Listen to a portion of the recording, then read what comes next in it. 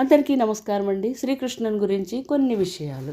చిలిపి బాలునిగా, గోపికల మనసు దోచుకున్న వాదిగా, యాదవరాజుగా, రుక్మిణి సత్యభామల ప్రభువుగా, అర్జునుని రథసారథిగా, దేవదేవుడిగా ఇలా రకరకాలుగా పిలువబడే శ్రీకృష్ణుడు మానవాళికి హితబోధ చేసే గురువుగా కాకుండా కష్టాల్లో ఉన్న దీనజన బంధువుగుడిగా, గోవర్ధనోదారుడిగా శ్రీకృష్ణుడు తనదైన ముద్ర వేశారు.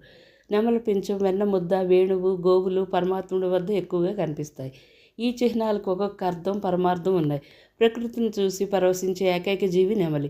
సప్తవర్ణాలను అద్దినట్లుగా ఉండే నెమలి పింఛం కృష్ణుడికి ఆభరణం అయ్యింది. వేణువు శివుడు కానుగ్గా సప్తస్వరాలు పలికించగలిగే సంగీత పరికరమే కాదు, చిన్న కన్నయ్య పెదాలను ముద్దాడిన భాగ్యశాలి.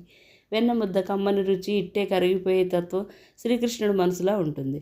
కృష్ణయ్య గోపాలుడు కాబట్టి ఆయన దగ్గర గోవులు ఉండడం సహజం. దేవతామూర్తులుగా భావించే గోవులు యజమాని బాధల్లో ఉన్నప్పుడు తాను కూడా కన్నీరు పెట్టగలిగే ఏకైక జీవి గోవు ఒకటి.